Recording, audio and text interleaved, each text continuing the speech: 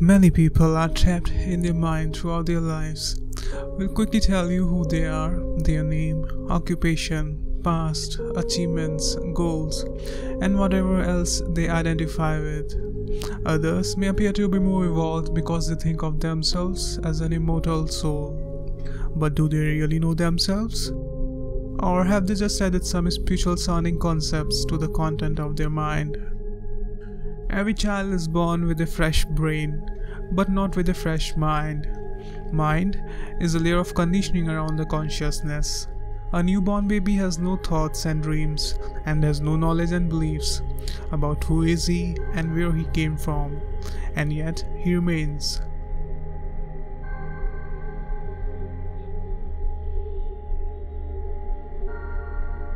Soon he learns letters, languages, and process of identification with surrounding in form of thoughts. And soon, parent and society will be giving the child's consciousness a specific direction. And as the child grows up, it becomes identified with gender, possessions, body, nationality, religion, profession, etc. Other things the I identifies with are roles such as mother, father, husband, wife, and so on, and also things that happened to him in the past, the memory of which are thoughts that further define his sense of self as me and my story. In doing so, child forgets to live a life outside the mind. Whatever he encounters from his five senses, they get transformed into the mental forms, into the mental world. And when he gets habitual of this process, it becomes mechanical and unconscious. Then he doesn't even have to look at things. Then thinking happens side by side. At first, there was a pure consciousness as a newly born baby.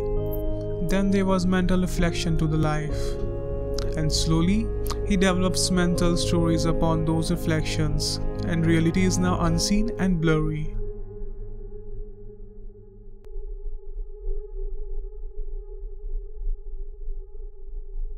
Now, scientists say that our mind is not really the openings to reality but guards against it. Only 2% of reality ever gets through these guards into you. 98% of reality is kept outside. And the 2% that reaches you and your being is no longer the same. It has to pass through so many barriers, and it has to conform to so many mind things that by the time it reaches you, it is no longer itself. So, if you're happy with the 2% of reality, then you might not have evolved mind. If a person has attained the mind from all the 7 layers, which I'm going to explain later, he has become a perfect ego. And only a perfect ego has the capacity to disappear, not an imperfect ego. So, the first layer of I consists of memory. The past life in you as memories, but memories in themselves are not a problem. It is only when memories, that is to say, thoughts about the past, take you over completely that they turn into a burden, turn problematic, and become part of your sense of self. The second layer of I consists of unawareness. We live almost in a drunken state. We live with the minimum of consciousness. You go on doing things, you go on moving, but you are not conscious. The third layer of I is ambition. Comparison with others, where I am higher or lower, inferior or superior, ahead or lagging behind. The fourth layer of I consists of future. What to do tomorrow, or the day after tomorrow.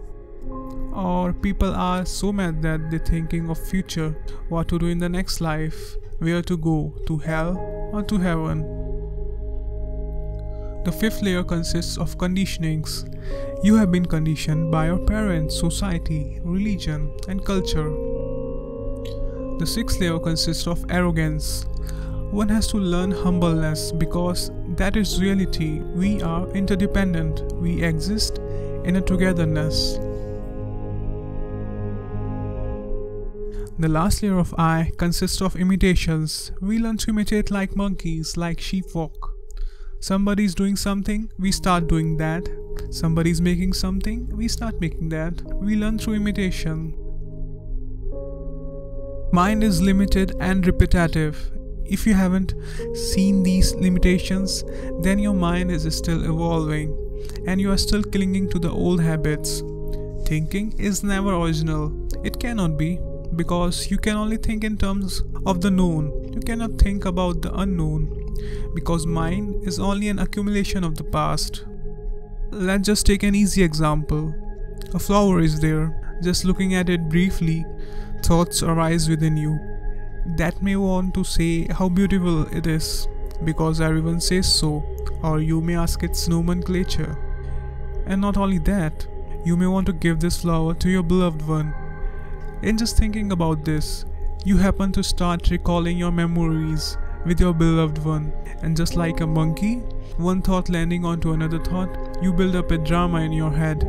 You drift from the main subject and end up on a subject so different that you are unable to recollect the original subject.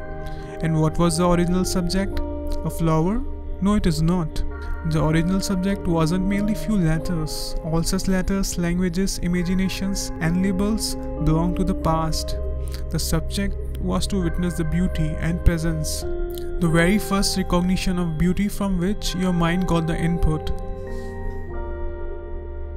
Our consciousness has been programmed for thousands and thousands of years, and we have been conditioned, programmed to think as individuals, to think as separate entities struggling. From the moment you're born until you die, we are programmed to it. In the not too distant future, it might be possible to produce a thinking machine. But could a machine think just by the virtue of implementing a computer program? Here is an example of such program. By utilizing coding standards for a person dealing with insult. Here, introvert, extrovert, insult, and senses are the functions performing microtasks. Our five senses, that is ear, eyes, smell, and touch, will register the type of insult. And if the insult is physical, then there are generally two choices depending upon the state of courageousness.